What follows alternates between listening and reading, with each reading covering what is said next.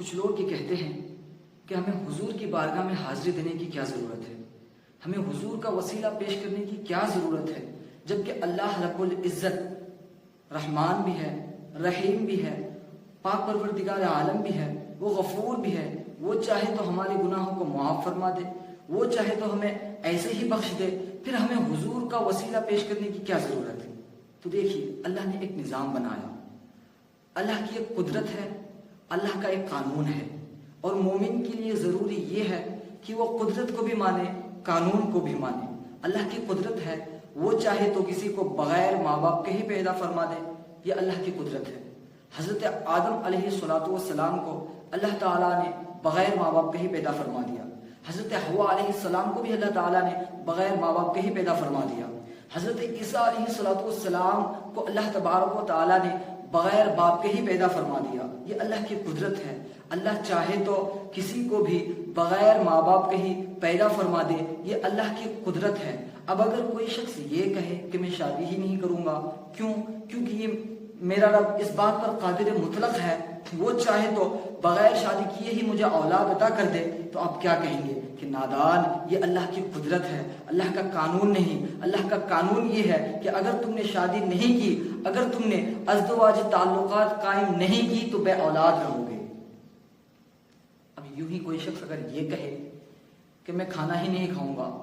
میں پانی ہی نہیں پیوں گا، کیونکہ میرا رب اس بات پر قادر ہے، وہ قادر مطلق ہے، وہ چاہے تو میری بھوک کو مٹا دے، وہ چاہے تو میرے پیاس کو مٹا دے، تو آپ کیا کہیں گے؟ یہی کہیں گے نا کہ نادان، ہر چند کے اللہ رب العزت اس بات پر قادر ہے، وہ قادر مطلق ہے کہ تیرے بھوک اور پیاس کو مٹا سکتا ہے، لیکن اس کا قانون یہ ہے کہ تم نے اگر کھانا نہیں کھایا، اگر تم نے پانی نہیں پی تو تم بھوکے رہو گے، پیاسے رہو گے۔ حضرت ابراہیم علیہ السلام پر اللہ رب العزت نے نار کو گلزار بنایا تھا۔ اب اگر کوئی شخص یہ کہے کہ میں آگ میں چھلانگ لگا دوں گا، کیونکہ میرا رب اس بات پر قادر ہے، وہ قادر مطلق ہے، وہ میرے لیے آگ کو ٹھنڈا کر سکتا ہے، تو آپ کہیں گے کہ نادان، یہ اللہ کی قدرت ہے، تیرے لیے آگ کو ٹھنڈا کر سکتا ہے، لیکن یہ اللہ کا قانون نہیں ہے۔ اگر تم نے اللہ کی قدرت کا امتحان لیتے ہوئے آگ میں چھلانگ لگائی تو تم جلو گے، مرو گے۔ اب کچھ نادان، کچھ عقل کے اندھے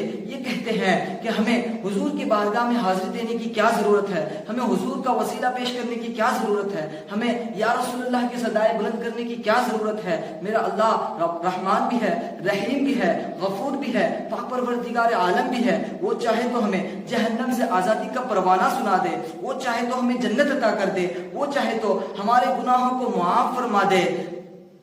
تو اللہ رب العزت کی بارگاہ سے بھی یہی آواز آئے گی کہ نادان، ہر چند کے میں قادر مطلق ہوں، میں تمہارے گناہوں کو معاف کر سکتا ہوں، یہ میری قدرت ہے، میں تمہیں جہنم سے آزادی کا پروانہ سنا سکتا ہوں، یہ میری قدرت ہے، میں چاہوں تو تمہیں جنت عطا کر دوں، لیکن میں تمہیں بخشوں گا اسی صورت میں جب تم میرے قانون پر عمل کرو گے۔ اور میرا قانون کیا ہے؟ وَلَوْ أَنَّهُمْ إِذْ ظَلَمُوا أَنفُسَهُمْ جَاءُوكَ فَاسْتَغْفَرُوا اللَّهَ وَاسْتَغْفَرَ لَهُمُ الرَّسُولُ لَوَجَدُوا اللَّهَ تَوَّابًا رَحِيمًا۔ اگر تم نے میرے محبوب کی بارگاہ میں حاضری کا شرف حاصل نہیں کیا، اگر تم نے میرے محبوب کی بارگاہ میں گستاخی کی، اگر تم نے یا رسول اللہ کی صدائے بلند نہیں کیا، اگر تم نے میرے محبوب کو وسیلہ نہیں بنایا، تو تم لاکھ نمازیں پڑھو، لاکھ روزے رکھو، تم سارے دن روزے میں گزار دو، ساری رات قیام میں گزار دو، تم لاکھ زکات دو، تم لاکھ حج کرو، تم تسبیح پڑھو، تم اللہ اللہ کی ورد کرو، تم کہو کہ میں عابد ہوں،